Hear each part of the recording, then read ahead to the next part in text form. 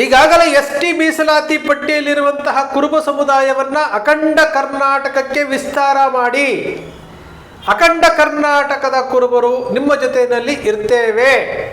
ಇದನ್ನು ಬಹಿರಂಗವಾಗಿ ಹುಬ್ಬಳ್ಳಿಯಲ್ಲಿ ನಡೆದಂತಹ ರಾಜ್ಯಸಭಾ ಸದಸ್ಯರಾಗಿ ಆಯ್ಕೆ ಆಗಿರುವಂತಹ ನಾಗರಾಜ್ ಅವರ ಅಭಿನಂದನಾ ಸಮಾರಂಭದಲ್ಲಿ ನಮ್ಮ ಕಾಗಿನೆಲೆ ಮಹಾಸಂಸ್ಥಾನದ ಶಕ್ತಿಪೀಠವಾಗಿರುವಂಥ ಜಗದ್ಗುರು ನಿರಂಜನಾನಂದಪುರಿ ಸ್ವಾಮೀಜಿಯವರು ನೇರವಾಗಿ ಪ್ರಹ್ಲಾದ್ ಜೋಶಿ ಅವರಿರುವಂತಹ ಕಾರ್ಯಕ್ರಮದಲ್ಲಿ ಅವರಿಗೆ ನೇರವಾಗಿ ಹೇಳಿರುವಂಥದ್ದು, ನಾವು ನಿಮ್ಮ ಕನಕ ಟಿವಿನಲ್ಲಿ ನಿರಂತರವಾಗಿ ST ಮೀಸಲಾತಿಯ ಬಗ್ಗೆ ಯಾವ ವಿಚಾರಗಳನ್ನು ಹೇಳಬೇಕು ಅದನ್ನು ಹೇಳ್ತಾ ಬರ್ತಾ ಇದ್ದೀವಿ.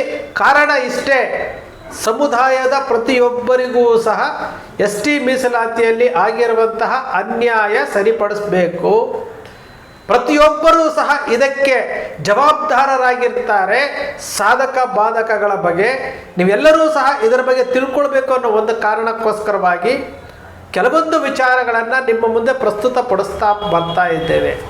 2015ರಿಂದ ನಿರಂತರವಾಗಿ 8 ವರ್ಷಗಳ ಕಾಲ ರಾಜ್ಯ ಸರ್ಕಾರದ 3 ಸರ್ಕಾರಗಳಲ್ಲಿ ಒತ್ತಡ ಏರಿ ಮನವಿ ಕೊಟ್ಟು ನಾವು ಏನೇನು ಕಾನೂನುಬದ್ಧವಾಗಿ ಸಂವಿಧಾನಬದ್ಧವಾಗಿ ಮಾಡಬೇಕು ಎಲ್ಲವನ್ನೂ ಮಾಡಿದ್ದೇವೆ.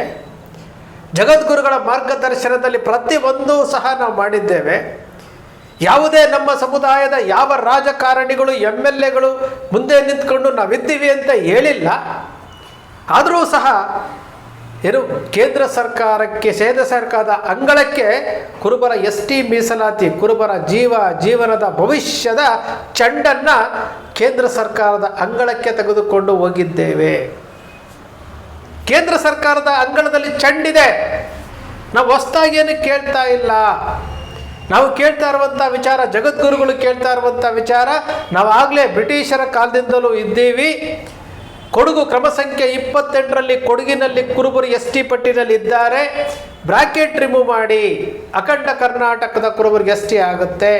ಹೊಸದಾಗಿ ಸೇರ್ಪಡೆ ಆಗುವಂಥದ್ದಲ್ಲ, ವಿಸ್ತಾರ ಮಾಡಿ, ಬ್ರಾಕೆಟನ್ನು ರಿಮೂವ್ ಮಾಡಿ. ಸಮಾನಾರ್ಥ ಪದದ ಅಡಿನಲ್ಲಿ ನೀವು ಕೊಡುವುದಾದರೆ 1991ರಲ್ಲಿ 5 ಜಾತಿಗಳನ್ನು ವಾಲ್ಮೀಕಿ ಸಮುದಾಯದ 5 ಜಾತಿಗಳನ್ನು ಸೇರ್ಪಡೆಗೊಳಿಸಿದ್ರಲ್ಲ. ಪಕ್ಕದ ರಾಜ್ಯದ ಸೌರಾಷ್ಟ್ರ ಬಾರ್ಡ್ರಲ್ಲಿರುವಂತಹ ನಾಯಕಡ ಅಂತ ಒಂದು ಸಮುದಾಯವನ್ನು ನಾಯಕ ಅಂತ 2 ಸಮಾನಾರ್ಥ ಪದ ಅಂತ ಸೇರ್ಪಡೆ ಮಾಡಿದ್ರಲ್ಲ. ಅದೇ ರೀತಿಯಾಗಿ ಕರ್ನಾಟಕದಲ್ಲೇ ಇರುವಂತಹ ಕುರುಬ ಸಮುದಾಯ ST ಪಟ್ಟಿಯಲ್ಲಿರುವಂತಹ ಕುರುಬ ಸಮುದಾಯದ ಜಾತಿಗಳಾದಂತಹ ಕುರುಬ, ಕೊಡಗಿನಲ್ಲಿ ಕ್ರಮ ಸಂಖ್ಯೆ 28, ಬೀದರ್ನಲ್ಲಿ ಗೊಂಡ ರಾಜಗೊಂಡ, ಕುರುಬನ್ಸು, ಕಾಟು ನಾಯಕನ್ನು, ಬೆಟ್ಟ ಕುರುಬ, ಜೇನು ಕುರುಬ, ಕಾಡು ಕುರುಬ, ಈ ರೀತಿ 7 ಜಾತಿಗಳು ಇವತ್ತು ಕರ್ನಾಟಕದಲ್ಲಿ ST ಪಟ್ಟಿನಲ್ಲಿದೆ. 86, 91, 76 ಇವತ್ತು 2026ಅಲ್ಲೂ ಸಹ ನಾವು ST ಪಟ್ಟಿನಲ್ಲಿ ಇದ್ದೀವಿ. ಇದನ್ನು ವಿಸ್ತಾರ ಮಾಡಿ. ಈ ಪ್ರಕ್ರಿಯೆ ಏನಿದೆಯಲ್ಲ, ಈ ಪ್ರಕ್ರಿಯೆಗಳು ಪ್ರಾರಂಭ ಆಗಿದ್ದಾವೆ. 8 ತಿಂಗಳ ಕಾಲ ರಾಜ್ಯ ಸರ್ಕಾರಗಳ ಮೇಲೆ ಒತ್ತಡ ಏರಿ ಕುರುಬರಿಗೆ ST ಮೀಸಲಾತಿ ಏನು ವಿಸ್ತಾರ ಮಾಡೋದಕ್ಕೆ, ಜೀವ ಕೊಡೋದಕ್ಕೆ ಅಂತಲೇ ಬಸವರಾಜ ಬೊಮ್ಮಾಯಿ ಅವರು ಮುಖ್ಯಮಂತ್ರಿ ಆದ್ರೇನೋ, ಆ ಬೀರಪ್ಪ ರೇವಣಸಿದ್ದೇಶ್ವರ ಅವರನ್ನು ಮುಖ್ಯಮಂತ್ರಿ ಮಾಡಿಸಿದ್ರೇನೋ ಅನ್ನಿಸ್ತಾ ಇದೆ. ಅವರಿಗೆ ನಾವು ದೊಡ್ಡದೊಂದು ಸಲಾಮ್ ಹೇಳ್ಬೇಕು. ನಾವು ಅವರ ಏನು ಸಹಕಾರವನ್ನು, ಅವರ ಸಹಾಯವನ್ನು ನಾವು ಮರೆಯೋಗಿಲ್ಲ. ಈಗ ಕೇಂದ್ರ ಸರ್ಕಾರದಲ್ಲಿ ಅಂಗಳದಲ್ಲಿ ಕುರುಬರ ST ಮೀಸಲಾತಿಯ ಚೆಂಡಿದೆ. ನಾವು ಈಗ ಅದನ್ನು ಅಖಂಡ ಕರ್ನಾಟಕಕ್ಕೆ ವಿಸ್ತಾರ ಮಾಡಿಕೊಳ್ಬೇಕು. ಇದು ಯಾರೋ ಒಬ್ಬರು ಸ್ವಾಮೀಜಿ ಮಾಡ್ತಾರೆ, ರುದ್ರಣ್ಣ ಮಾಡ್ತಾರೆ, ರಾಜಮೌರ್ಯ ಅವ್ರು ಏನೋ ಮಾತಾಡ್ತಾರೆ, ಅವ್ರಿಗಾಗಿದ್ದು ನಮಗೂ ಆಗುತ್ತೆ ಅನ್ನೋ ರೀತಿಯಲ್ಲಿ ಅಲ್ಲಿ ಕಲ್ಪನೆಗಳನ್ನು ಇಟ್ಕೊಂಡಿದ್ದೀರಲ್ಲ, ಅದನ್ನೆಲ್ಲ ತೆಗೆದು ಬಿಡಿ. ಅಖಂಡ ಕರ್ನಾಟಕದ ಪ್ರತಿಯೊಬ್ಬ ಕುರುಬರು ಸಹ ಇದಕ್ಕೆ ಜವಾಬ್ದಾರರು. ಇದಕ್ಕೆ ಪ್ರತಿಯೊಬ್ಬರೂ ಸಹ ಭಾಗಿದಾರರಾಗಬೇಕು. ಯಾಕೆಂದರೆ ಈ ಸಮುದಾಯವನ್ನು ಪಾತಾಳಕ್ಕೆ ಇಳಿಸಿ ಆಗೋಗಿದೆ ನಾವು. ಇದಕ್ಕೆ ಯಾರು ಬೇರೆಯವರು ಹೊಣೆಗಾರಿಕೆ ಮಾಡೋದ ಆಗಲ್ಲ. ನಮಗೆ ನಾವೇ ನಮ್ಮ ಸ್ವಯಂಕೃತ ಅಪರಾಧಗಳಿಂದ ಶೈಕ್ಷಣಿಕವಾಗಿ, ಆರ್ಥಿಕವಾಗಿ, ಔದ್ಯೋಗಿಕವಾಗಿ, ರಾಜಕೀಯವಾಗಿ ST ಮೀಸಲಾತಿಯ ವಿಚಾರದಲ್ಲಿ ಎಲ್ಲವನ್ನೂ ಕಳ್ಕೊಂಡು ಇವತ್ತು ಪಾತಾಳಕ್ಕೆ ಇಳಿದಿದ್ದೇವೆ. ಕರ್ನಾಟಕದ ಎಲ್ಲ ಜಾತಿಗಳನ್ನು ತೆಗೆದುಕೊಂಡ್ರೆ ತಮ್ಮದೇ ಆದಂತಹ ವೈಶಿಷ್ಟ್ಯ, ತಮ್ಮದೇ ಆದಂತಹ ಅಭಿವೃದ್ಧಿಯನ್ನು ನಾವು ನೋಡ್ತಾ ಇದ್ದೀವಿ, ಮೈಕ್ರೋ ಕಮ್ಯುನಿಟಿಗಳಿಂದ ಹಿಡಿದು. ಆದರೆ ಕರ್ನಾಟಕದ ಎಲ್ಲ ಜಿಲ್ಲೆಗಳಲ್ಲಿರುವಂತಹ ಕುರುಬರು ಮಾತ್ರ ಅಲೆಮಾರಿಗಳಿಗಿಂತ ಕೆಳಮಟ್ಟಕ್ಕಿದ್ದಾರೆ ಅಂತೇಳಿ ಜಯಪ್ರಕಾಶ್ ಹೆಗಡೆ ಅವರು ಕೊಟ್ಟಿರುವಂತಹ ರಿಪೋರ್ಟ್ ಹೇಳ್ತಾ ಇದೆ. ಈಗ ಎಸ್ ಟಿ ಮೀಸಲಾತಿಯನ್ನು ವಿಸ್ತಾರ ಮಾಡಬೇಕು, ಎಸ್ ಟಿ ಮೀಸಲಾತಿ ನಮಗೆ ಕೊಡಿ ಸ್ವಾಮಿ, ನಮಗೆ ಅನ್ಯಾಯ ಆಗಿದೆ ಅಂತೇಳಿ ಕೇಂದ್ರ ಸರ್ಕಾರದ ಮುಂದೆ ಮನವಿ ಮಾಡಿರುವಂತಹ ಜಗದ್ಗುರುಗಳು ನಾವು ಇದೇ 5ನೇ ತಾರೀಕಿಂದ ನಾವು ರಾಜ್ಯ ಪ್ರವಾಸವನ್ನು, ಅಂದರೆ ಸಮಾಜದಲ್ಲಿ ಜಾಗೃತಿ ಮೂಡಿಸುವಂಥ ಕೆಲಸಕ್ಕೆ ನಾವು ಮುಂದಾಗ್ತಾ ಇದ್ದೇವೆ. ಇದೇ 5ನೇ ತಾರೀಕು ರಾಯಚೂರು ಜಿಲ್ಲೆಯ ಲಿಂಗಸಗೂರು ಪಟ್ಟಣದಲ್ಲಿ ಒಂದು ಸಭೆಯನ್ನು ಮಾಡ್ತಾ ಇದ್ದೇವೆ. ನಾವು ದೊಡ್ಡ ದೊಡ್ಡ ಸಭೆಗಳನ್ನು ಮಾಡೋದಿಲ್ಲ, ನಾವು ಯಾರನ್ನು ಸ್ಟೇಜ್ ಮೇಲೆ ಕೂರಿಸಿ ಅವರಿಗೆ ಹಾರ ತುರಾಯಿ ಹಾಕೋದಿಲ್ಲ, ನಾವು ಯಾರನ್ನು ಹೊಗಳೋದು ಇಲ್ಲ. ನಾವು ಸಭೆಗಳನ್ನು ಮಾಡುವಂಥದ್ದು ಜಾಗೃತಿ ಸಭೆಗಳು. ಏನು ಮಾಡಬೇಕು, ಜಗದ್ಗುರುಗಳು ಏನು ಮಾರ್ಗದರ್ಶನ ಕೊಟ್ಟಿದ್ದಾರೆ, ಜಗದ್ಗುರುಗಳ ಜೊತೆಯಲ್ಲಿ ನಾವೆಲ್ಲ ಇದ್ದೇವೆ, ಮುಂದೆ ನಾವು ಯಾವ ರೀತಿ ಪ್ರಕ್ರಿಯೆಗಳನ್ನು ಮಾಡಬೇಕು ಅನ್ನೋ ಒಂದು ರೂಪುರೇಷವನ್ನು ಇಟ್ಕೊಂಡು ಇದೇ 5ನೇ ತಾರೀಕು, ಜುಲೈ 5ನೇ ತಾರೀಕು ಲಿಂಗಸಗೂರು ಪಟ್ಟಣದ ಅವ್ರ ಜೊತೆ ಚರ್ಚೆ ಮಾಡಿ ಅಲ್ಲಿ ಈ ಕಾರ್ಯಕ್ರಮ ಮಾಡಬೇಕು. ಲಿಂಗಸಗೂರಿಂದ ಪ್ರಾರಂಭ ಮಾಡ್ತಾ ಇದ್ದೇವೆ. ಹಿಂದೆ ಕುಲಶಾಸ್ತ್ರ ಅಧ್ಯಯನ ಪ್ರಾರಂಭ ಆದಾಗಲೂ ಸಹ ನಾವು ಈ ರಾಯಚೂರು ಜಿಲ್ಲೆ ಲಿಂಗಸಗೂರಿಂದಲೇ ಪ್ರಾರಂಭ ಮಾಡಿದ್ದು. ಆ ಕಾರಣಕ್ಕೋಸ್ಕರವಾಗಿ ನಾವು ಲಿಂಗಸಗೂರಿಂದಲೇ ಪ್ರಾರಂಭ ಮಾಡ್ತಾ ಇದ್ದೇವೆ. ಕುಲಶಾಸ್ತ್ರೀಯ ಅಧ್ಯಯನ ಕಾಗಿನೆಲೆ ಮಠದಲ್ಲಿ ಫಸ್ಟು ಮೀಟಿಂಗ್ ಆಗುತ್ತೆ. ಮೀಟಿಂಗ್ ಆಗಿದ ತಕ್ಷಣ ಪ್ರಾರಂಭಿಕವಾಗಿ ಪೈಲಟ್ ಅಂತ ಹೇಳ್ಬಿಟ್ಟು ನಾವು ದೇವರಗುಡ್ಡದಲ್ಲಿ ಕುಲಶಾಸ್ತ್ರೀಯ ಅಧ್ಯಯನವನ್ನು ಚಾಲನೆ ಕೊಡ್ತಾರೆ. ಅದಾದ ನಂತರ ಅಧಿಕೃತವಾಗಿ ಕುಲಶಾಸ್ತ್ರ ಅಧ್ಯಯನ ಪ್ರಾರಂಭ ಆಗೋದು ಲಿಂಗಸಗೂರು, ರಾಯಚೂರು ಜಿಲ್ಲೆಯ ಲಿಂಗಸಗೂರಿನಲ್ಲಿ. ಅಲ್ಲಿ ಮಾನ್ವಿ ತಾಲೂಕು ಮತ್ತು ಲಿಂಗಸಗೂರು ತಾಲೂಕುಗಳಲ್ಲಿ ಕುಲಶಾಸ್ತ್ರ ಅಧ್ಯಯನ ಪ್ರಾರಂಭ ಮಾಡಿದ್ದೀವಿ.